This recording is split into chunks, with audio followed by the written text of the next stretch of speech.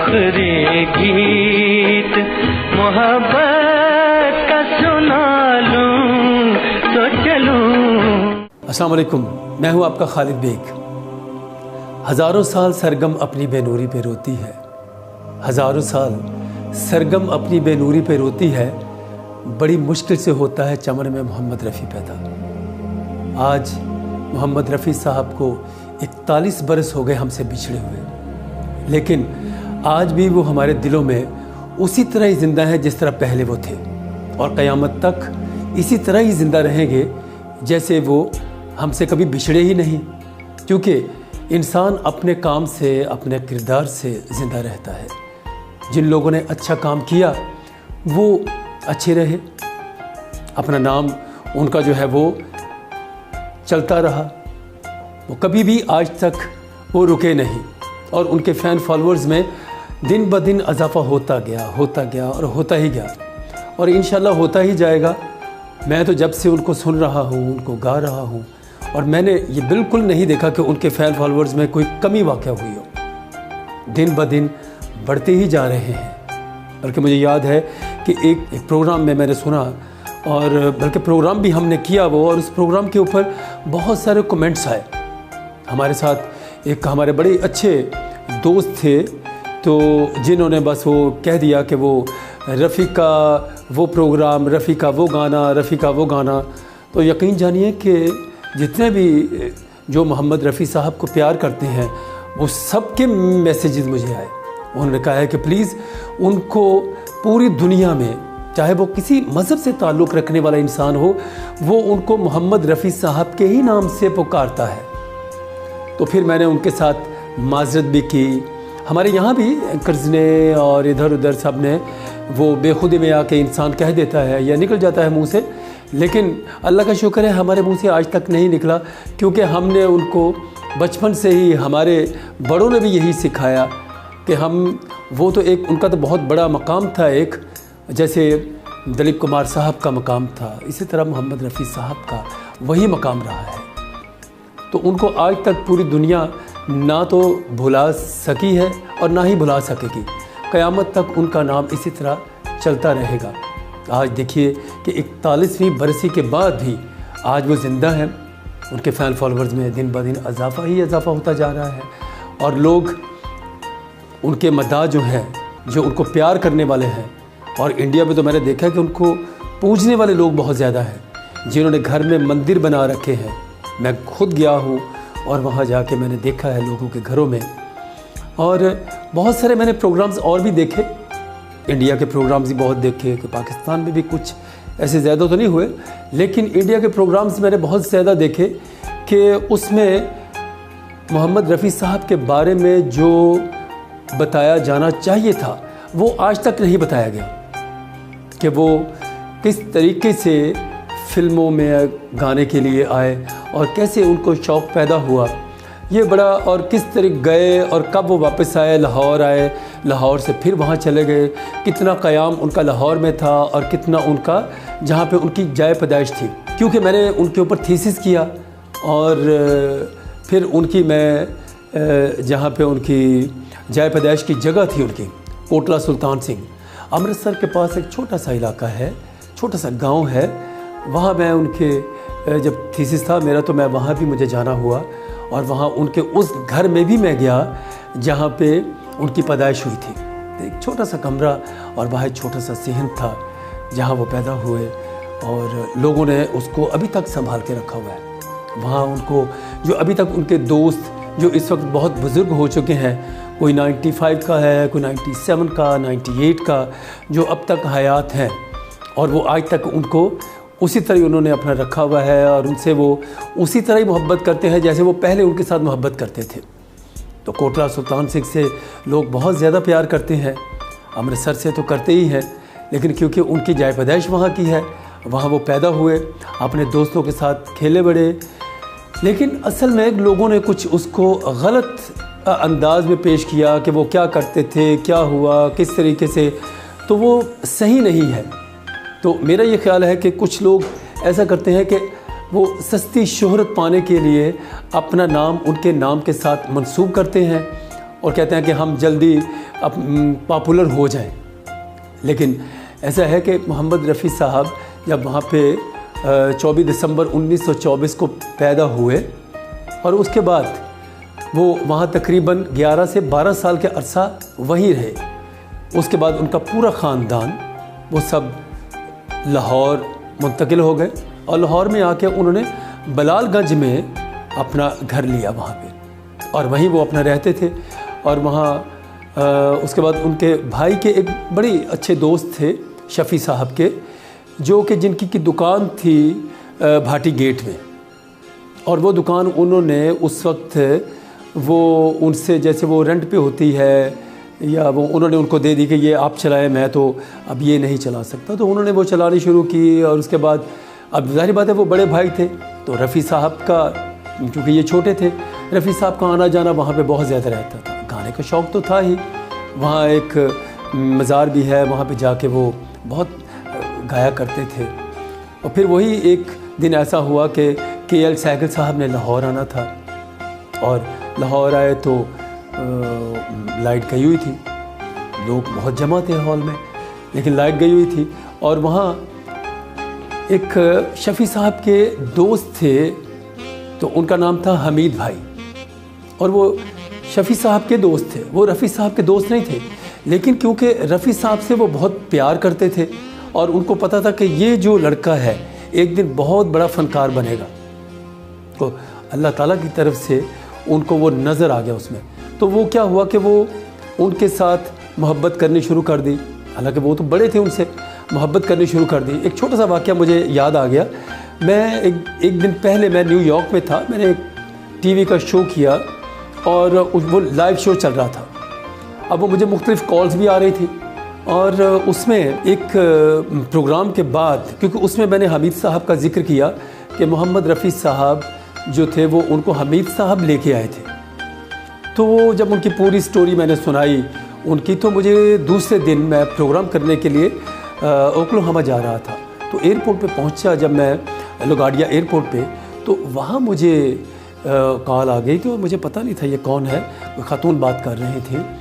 तो मैंने जब हेलो कहा तो उन्होंने कहा कि जी मैं खालिद भाई, मैं हमीद साहब की जिनका आपने रात को टीवी पे जिक्र किया है, मैं उनकी बहू बात कर रही हूँ और हमारे पास उनकी वो नायाब तस्वीरें हैं जो हमने आज तक फेसबुक पर या मीडिया पर हमने कभी दी नहीं है। तो आपको जब भी मौका मिले आप हमारे पास तशरीफ़ लाइए और हम आपको वो यादें जो हमीद भाई के साथ उनकी वाबस्ता हैं वो सब आपको बताएंगे। तो लिहाजा मेरा अभी तक जाना तो वहाँ नहीं हुआ, लेकिन वो ये है कि हमीद भाई साहब को मोहम्मद रफ़ी साहब में एक फ़नकार नज़र आ गया और वो क्या करते थे कि वो उनको लेके मुख्तलिफ़ प्रोग्रामों में उन्होंने जाना और इसी तरह वो शाम सुंदर साहब के पास भी लेके गए। उन्होंने फ़िल्म के लिए एक गाना भी रिकॉर्ड किया ज़ीनत बेगम के साथ और उसके बाद फिर उनके एक मरासम थे लखनऊ में नौशाद साहब के वालिद साहब के साथ। उस वक्त नौशाद साहब क्योंकि 1937 में बॉम्बे आ चुके थे और आके वो मुख्तलिफ़ फ़िल्मों के लिए ट्राई भी कर रहे थे, प्राइवेट गज़लें भी बना रहे थे। जो लाइफ थी उनकी वो स्ट्रगल लाइफ चल रही थी और लेकिन वो 1941 में 2 में 3 में तो वो उस वक्त उनकी फ़िल्में कुछ आ चुकी थी, क्योंकि उनकी जो फ़िल्म थी रतन फ़िल्म जो थी वो 7 फिल्मों के बाद जाके उनकी फ़िल्म पॉपुलर हुई और उसके बाद फिर उनकी जो फ़िल्म आई थी वो थी अनमोल घड़ी, जो बहुत ही पॉपुलर हुई, जिसमें मैडम नूर जहाँ साहिबा ने भी गाया, मोहम्मद रफ़ी साहब ने भी उसमें अपना एक गीत गाया जो बच्चों के लिए था। तो हमीद भाई नौशाद साहब के वालिद साहब के पास गए, वहाँ से जाके उन्होंने एक रुका लिया और उसमें लिखा था कि ये मेरे दोस्त हैं और ये बॉम्बे आपके पास आ रहे हैं, आप जो भी हो सकता है इनके लिए कुछ कीजिए। तो फिर वो ख़त लेके तो वो गए नौशाद साहब के पास, मोहम्मद रफ़ी साहब को साथ लेके, और जब वो गए तो उन्होंने एक कोरस में उनको एक दिया कि ये आपने 1 लाइन 2 लाइनें आपने गानी है। तो वो मोहम्मद रफ़ी साहब ने गाई। उसके बाद फिर उन्होंने थोड़ी सी और सिफारिश की और फिर उनको उन्होंने गाना दिया, एक बच्चों का गाना था कि तेरा खिलौना टूटा बालक तेरा खिलौना टूटा। और उसमें वो अनमोल घड़ी में ये गाना दिया गया और उन्होंने वो गाया और वो बड़ा ही अच्छा रहा। और जब नौशाद साहब को उसमें मोहम्मद रफ़ी साहब में एक फ़नकार नज़र आया कि यार ये जो लड़का है ये तो अच्छा गा सकता है, लिहाजा उन्होंने फिर फिल्म दिल लगी में उनको 3 गाने दिए और तीनों ही गाने इतने पॉपुलर हुए। और फिर फ़िरोज़ निज़ामी साहब की फ़िल्म जो थी जुगनू, जो कि वो बड़ी पॉपुलर फिल्म रही, मैडम नूरजहाँ की और दिलीप कुमार साहब की, ये उनका पहला कॉम्बिनेशन था। और उसकी भी मैं आपको थोड़ी जी स्टोरी अपना सुनाता हूँ कि मोहम्मद रफ़ी साहब ने उसमें गाना गाना था और दिलीप कुमार साहब उस फिल्म में नहीं लिए जा रहे थे। शौकत हुसैन रिजवी साहब ने किसी और को लेना था, फ़िरोज़ निज़ामी साहब और उनकी वाइफ गुलाम ताज बेगम। उन्होंने कहा कि आप यूसुफ खान को लीजिए और आपकी फ़िल्म जो है ना वो बहुत पॉपुलर होगी। तो उन्होंने कहा कि नहीं, 2 फिल्में तो पहले उनकी फ्लॉप हो चुकी हैं, तो लिहाजा मैं क्या करूँ अब मैं। उन्होंने कहा नहीं आप लीजिए। फ़िरोज़ निज़ामी साहब ने कहा कि मैं अगर फ़िल्म आपकी नहीं चलती तो मैं पैसे ही नहीं लूँगा। इसी तरह उनकी वाइफ ने भी कहा, ग़ुलाम ताज बेगम साहबा ने, कि देखिए मैं भी आपसे रिक्वेस्ट करती हूँ आप दिलीप साहब को ही लीजिए। और मोहम्मद रफ़ी साहब का गाना लिया और जब वो फिल्म बनी तो यकीन जानिए उसने तो फिर रिकॉर्ड तोड़ दिए। और जुगनू फिल्म का वो गाना, यहाँ बदला वफा का बेवफाई के सिवा क्या है, पूरी दुनिया में गाना वो चला, फिर मुख्तलिफ रेडियो पर चलने लगा। मोहम्मद रफ़ी साहब फिल्मों में भी काम करने लगे, लेकिन नौशाद साहब ने उनको रोक दिया। उन्होंने कहा कि एक काम कीजिए, या तो आप फिल्म में काम कर लीजिए तो या आप गा लीजिए, ये फ़ैसला आप पे है। तो मोहम्मद रफ़ी साहब ने कहा कि आप मुझे मशवरा दीजिए मैं क्या करूं। तो उन्होंने कहा कि मेरा तो ख्याल यही कहता है कि आप गाना चुन लीजिए, वो गाइए, ज़्यादा बेहतर है। तो फिर मोहम्मद रफ़ी साहब ने फ़िल्म को खैराबाद कहा, एक्टिंग को छोड़ दिया और उसके बाद फिर गाने की तरफ आए। और जब वो गाने की तरफ आए तो फिर आपको पता है कि फिर मेला फ़िल्म और दूसरी फिल्में, दीदार आई, दीदार के बाद अंदाज़, अंदाज़ के बाद फिर जुगनू, हलचल और पता नहीं बेजुबावरा। फिर तो मोहम्मद रफ़ी साहब उस वक्त के नौशाद साहब का कहना माना और अल्लाह ताला ने, क्योंकि नौशाद साहब भी एक, मैं तो कहता हूँ किसी वली से कम नहीं थे। और इसी तरह मोहम्मद रफ़ी साहब भी, किसी ने कहा मुझे कि जी इंडिया में देखने की 2 चीज़ें हैं। मैंने कहा अच्छा कौन कौन सी? तो कहने लगे कि एक तो ताजमहल और दूसरे दिलीप कुमार साहब। मैंने कहा जी नहीं, वहाँ 2 चीज़ें देखने की हैं और 2 चीज़ें सुनने वाली भी हैं। तो कहने लगे कौन सी? मैंने कहा जो सुनने वाली है वो मोहम्मद रफ़ी साहब और नौशाद साहब हैं। तो उन्होंने कहा कि नहीं बिल्कुल आपने सही बात की है। और ये बात मैंने पहले भी कही, बल्कि मैंने इंडिया में भी अपना, जब मैं गया तो मेरा इंटरव्यू हुआ तो मैंने भी उस वक्त भी मैंने यही कहा था। तो मैंने कहा कि यहाँ भी ये जो 4 चीज़ें हैं ये देखने के भी काबिल है, सुनने के भी काबिल हैं और मिलने के भी काबिल हैं। हर इंसान का दिल चाहता है कि जाए, उनके पास जाए, उनके पैर छुए, उनसे मोहब्बत करे। और वो क्योंकि ये शख्सियात ही ऐसी थी कि जिनके मिलने को हर शख्स का दिल करता था। बड़ी बड़ी दूर से लोग आते थे। मुझे सुहेल राना साहब, मेरे उस्ताद मोहतरम, उन्होंने मुझे बताया कि अमेरिका में उनके एक फ़ैन थे मोहम्मद रफ़ी साहब के, नौशाद साहब के और मेरे। और जब उनको पता चला कि मैं आया हुआ हूँ वहाँ पे, तो उन्होंने मुझे 3 घड़ियाँ दी रोलेक्स की, एक मेरे लिए, एक मोहम्मद रफ़ी साहब के लिए और एक नौशाद साहब के लिए। और वह फिर उन्होंने वो तीनों घड़ियाँ जो थी, एक अपने पास रखी, एक मोहम्मद रफ़ी साहब को दी और एक नौशाद साहब को दी। अब ये देखिए, ये बातें वो बातें हैं जो आज तक आपने ना तो सुनी होगी, ना कभी मंजर आम पर आई है।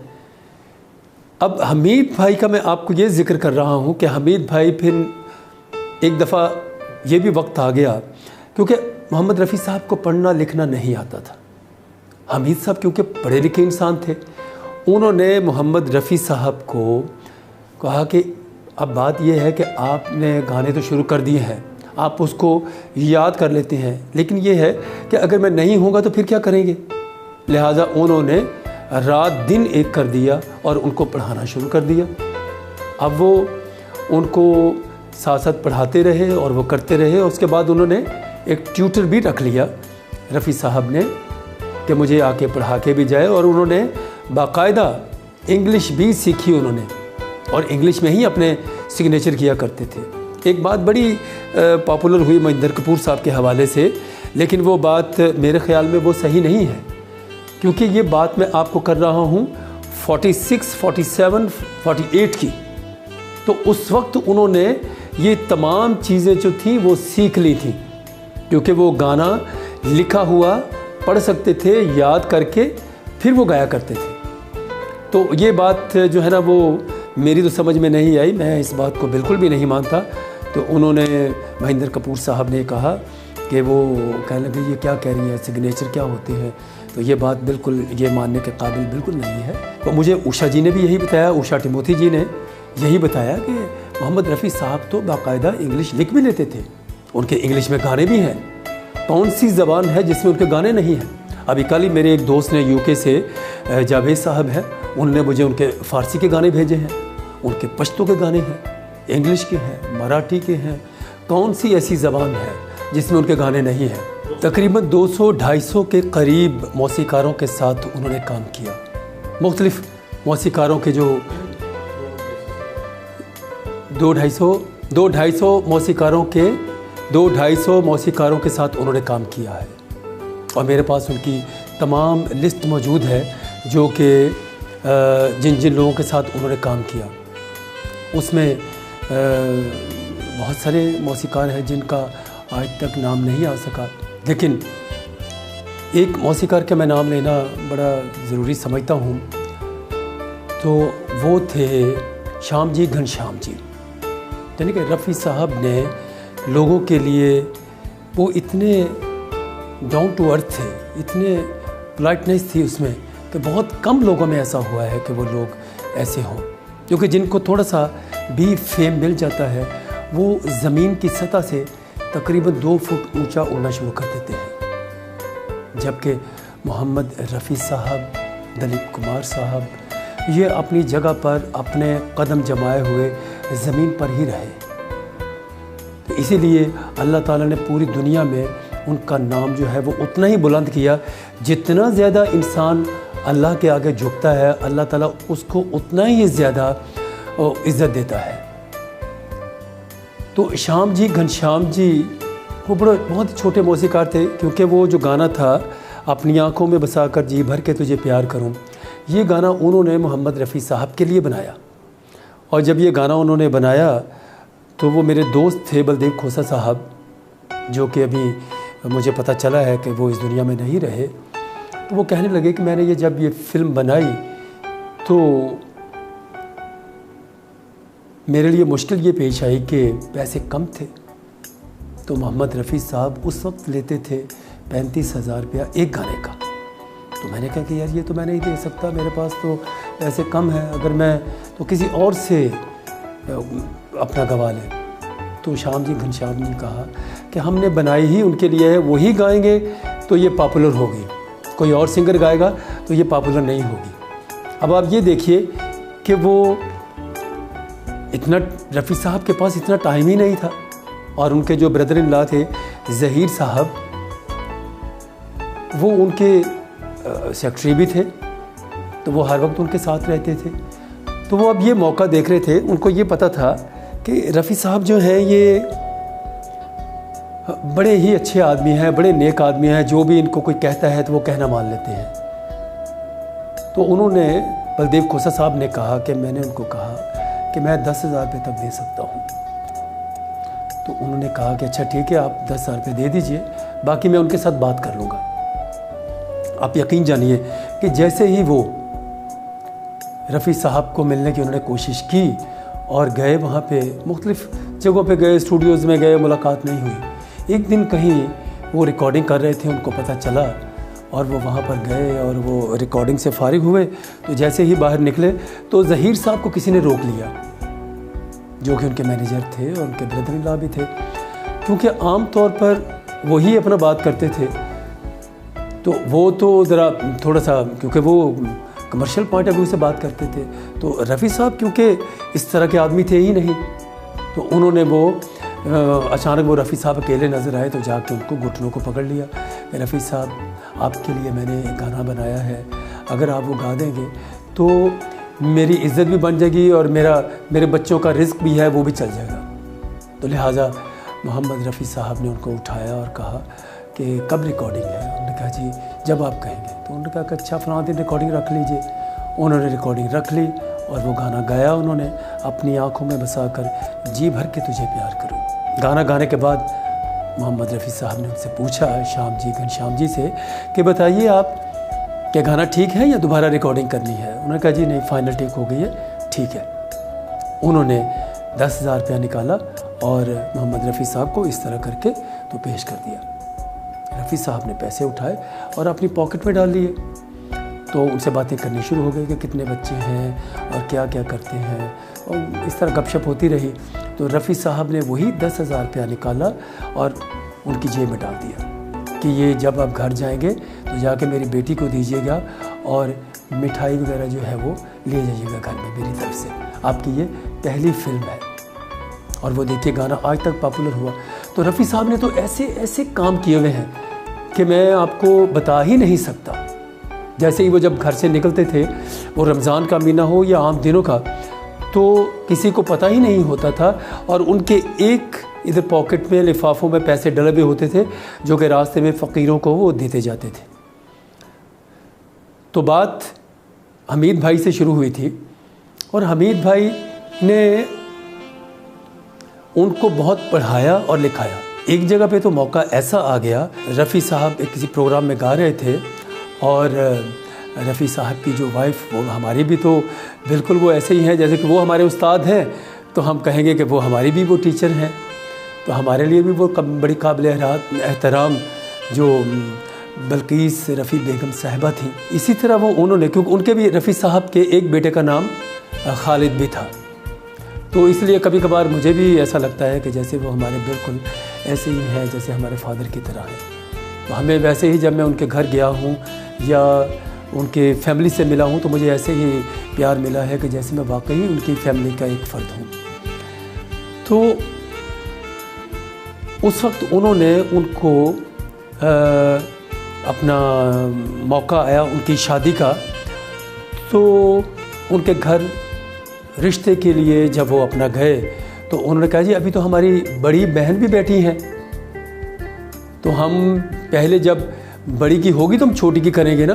तो अब ये देखिए कि हमीद भाई ने आज तक आपको इस बात का इल्म नहीं होगा, क्योंकि मैं इन सब फैमिलियों से मिला हूँ, मेरी उनके फ़ोन पर बात, जिनसे मैं मिल नहीं सका उनके साथ मेरी फ़ोन पे बातें होती रही हैं और मुझे वो बताते रहे हैं। और फिर क्या हुआ कि अब ये देखिए कि हमीद भाई ने कहा कि ये कुर्बानी देने के लिए मैं तैयार हूँ। उन्होंने देखी भी नहीं थी लड़की, उन्होंने कहा ये कुर्बानी देने के लिए मैं तैयार हूँ, बड़ी के साथ मैं कर लूँगा, आप रफ़ी साहब के साथ शादी कीजिए। तो फिर रफ़ी साहब की वहाँ शादी हुई और हमीद भाई की शादी हुई। हमीद भाई फिर चले गए, कनाडा चले गए और रफ़ी साहब को तो क्योंकि पूरी दुनिया में ही घूमना था, क्योंकि वो आते जाते रहे और उनसे मुलाकात रही, लेकिन वो फिर 2003 में या 4 में हमीद भाई की भी डेथ हो गई। माशाल्लाह अच्छी अल्लाह ताला ने उनको उम्र दी उनको। तो हमीद भाई ने उनका बहुत ज़्यादा साथ दिया, हर कदम कदम पर उनका साथ दिया। और उसके बाद आप देखिए कि जितनी भी फिल्में आती गईं, जैसे आप कोहिनूर फिल्म का गाना ले लीजिए, गाना था मधुबन में राधिका नाचे रे।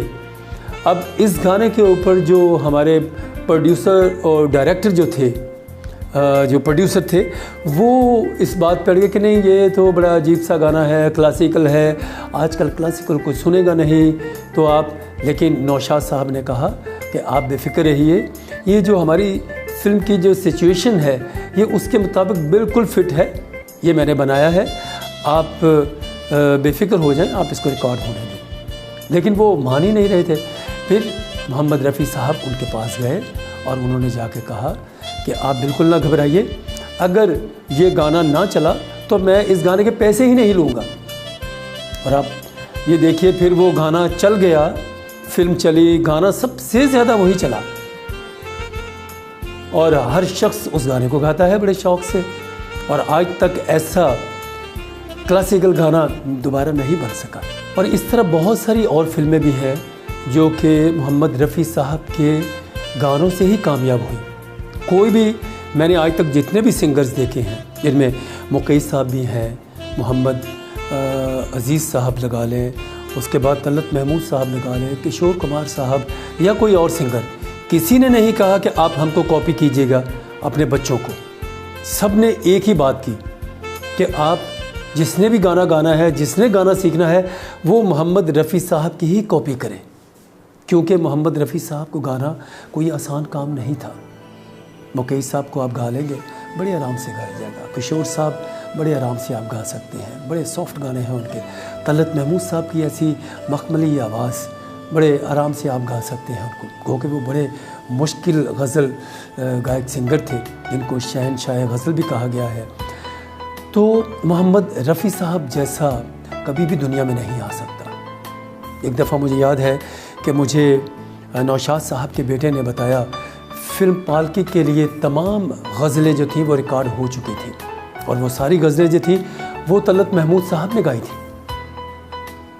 और जब वो जो प्रोड्यूसर थे उस फिल्म के, जब उनकी डेथ हो गई और उसके बाद वो उनका बेटा आया, तो उसने कहा कि मैं चाहता हूँ कि ये सारी गज़लें जो हैं वो मोहम्मद रफ़ी साहब से गवाई जाए। तो वो बड़े मोहम्मद रफ़ी साहब को जब फ़ोन किया गया तो वो बहुत परेशान हुए और नौशाद साहब ने उनको फ़ोन किया तो उन्होंने कहा कि नहीं, तलत महमूद साहब मेरे भाई हैं और मैं कैसे गा सकता हूँ, उन्होंने गा दी है। तो उन्होंने तलत महमूद साहब को फ़ोन किया, मोहम्मद रफ़ी साहब ने ख़ुद, कि ये, बल्कि उनके घर चले गए, उनके घर गए और जाके उनको कहा कि ये तमाम आप गा चुके हैं, लेकिन अब मैं कैसे गाऊँ, मुझे तो प्रोड्यूसर साहब मुझे ये कह रहे हैं, मैं क्या करूँ। तो उन्होंने कहा कि नहीं कोई बात नहीं है, ये उनकी रिक्वायरमेंट है कि आप गाएं। आप ये समझिएगा कि तलत महमूद साहब भी बड़े आदमी थे, उन्होंने कहा कि आप ये समझिएगा कि मैं ही गा रहा हूँ। ये देखिए उन लोगों का बड़ापन। और वो फिर सारी गज़लें जो थी, कल रात ज़िंदगी से मुलाकात हो गई, लब थर थरा रहे थे मगर बात हो गई, दिल बेताब को सीने से लगाना होगा, आज पर्दा है तो कल सामने आना होगा। इतना खूबसूरत डुएट है जो सुमन कल्याणपुर जी ने और मोहम्मद रफ़ी साहब ने गाया। मैं तो बड़ा दिल से इसको पसंद करता हूँ। फिर फिल्म गज़ल के सारे गाने जितने भी थे वो भी इतने खूबसूरत थे, उसे भी सुमन कल्याणपुर जी ने मोहम्मद रफ़ी साहब के साथ इतना खूबसूरत डुएट है वो गाया। और इसके अलावा बहुत सारे ऐसे वाक़यात हैं जो कि आपको सुनाने को बहुत दिल चाहता है कि आपको वो उसमें सुनाता रहूं। और वो आप, क्योंकि लोग चाहते हैं कि मैं वो जो यादें मेरी जो वाबस्ता हैं उन लोगों के साथ, तो वो आप लोगों तक जो है वो पहुंचती रहें। तो बहुत सारी ऐसी यादें हैं जिसमें मुझे एक वाक़या याद आ गया कि एक प्रोग्राम था जो दिल्ली में होना था और उस प्रोग्राम के लिए किशोर साहब को बुलाया गया, लेकिन किशोर साहब ने इनकार कर दिया कि मैं उस प्रोग्राम के लिए नहीं आऊँगा। लिहाजा क्या हुआ कि उनको किशोर साहब के ऊपर बैन लगा दिया गया। अब ये पूरी दुनिया को पता है इस बात का कि उनके ऊपर बैन लगा दिया गया था।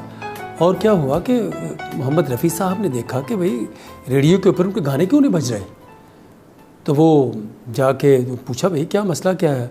उन्होंने कहा कि इस तरह इनको एक प्रोग्राम पे बुलाया गया और किशोर साहब कहीं बिज़ी थे, वो नहीं जा सके, लिहाजा उन्होंने बैन लगा दिया है कि इनके गाने रेडियो पर ना चलाए जाए।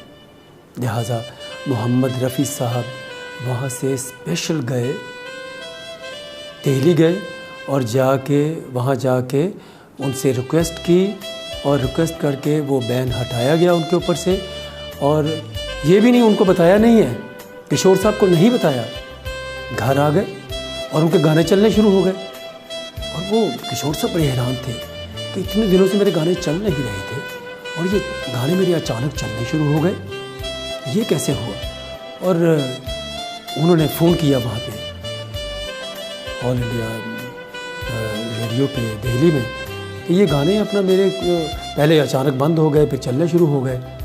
तो उन्होंने कहा कि जी वो हमें तो उन्होंने मना किया है बताने के लिए लेकिन हम क्या करें। तो ये मोहम्मद रफ़ी साहब आए थे और उन्होंने ये आपका जो बैन लगा हुआ था वो उन्होंने ख़त्म करवाया है। किशोर साहब फ़ौरन उठे और मोहम्मद रफ़ी साहब के घर गए और कहने लगे कि आपने इतना बड़ा काम कर दिया और मुझे पता भी नहीं है। तो उन्होंने कहा नहीं यार, मैंने तो बस उनको कहा। तो उन्होंने कह दिया आप इतने अच्छे सिंगर हैं, इतना अच्छा गाते हैं आप। तो उन्होंने कभी किसी का दिल भी नहीं तोड़ा था, ना कभी किसी बच्चे का, ना उनके साथ उषा जी उस वक्त छोटी सी थी और भी बहुत सारी सिंगर्स थी, सुलक्षणा पंडित थी और बल्कि रूना लैला साहिबा जो पाकिस्तान में भी उन्होंने बहुत सारा गाया, बंगाल में भी गाया, फिर मोहम्मद रफ़ी साहब के साथ भी गाया और कविता कृष्णा मुखर्जी के साथ भी। हाँ, एक और बात मुझे याद आ गई।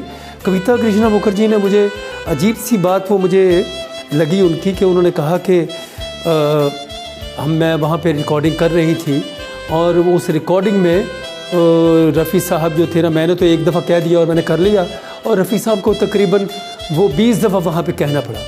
तो इस तरह की बातें जो है ना बड़ी अजीब सी लगती हैं। अब ऐसे करना नहीं चाहिए। अब देखिए ना, जैसे अब आशा जी ने जो इस तरह के अपने तासुरात पेश किए, अभी वो पूरी दुनिया पे अपना फैल गए कि अब मोहम्मद रफ़ी साहब इस दुनिया में नहीं है, जबकि मेरे पास लिखा हुआ पड़ा हुआ है।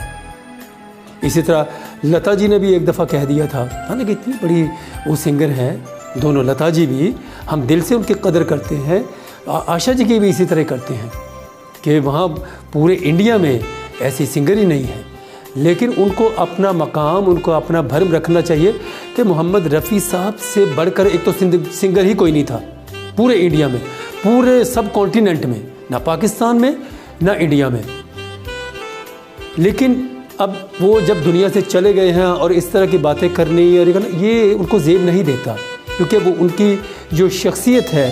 अब रफ़ी साहब को जब कोई खाली रफ़ी कहता है तो उनको तो कोई फ़र्क नहीं पड़ेगा, उनकी ज़ात को कोई फ़र्क नहीं पड़ना, रफ़ी साहब की ज़ात को फ़र्क उसको पड़ना है जिसने कहना है कि रफ़ी का वो गाना, रफ़ी का वो गाना, रफ़ी ऐसा गाता था। नहीं, उनकी ज़ात को कोई फ़र्क नहीं पड़ना। अल्लाह ताला ने जो उनको मकाम देना था वो उनको दे दिया।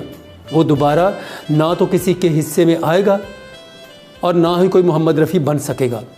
हम तो उनकी वो जो दरख्शां रोशनी है, हम उनसे वो थोड़ी सी रोशनी लेके हम भी गा रहे हैं। अल्लाह ताला ने हमारा भी एक सिलसिला उनकी वजह से चलाया हुआ है। तो इसलिए मेरी उन तमाम सिंगर से जो कि ये खाली रफ़ी कहते हैं या अब वो चले गए हैं दुनिया से और उनके बारे में ये कहते हैं, तो लता जी ने कहा रिटर्न मुझे लिख के दे दिया तो माफ़ी मांग ली थी, कि गलत है सारा। ये इस तरह के काम नहीं करने चाहिए।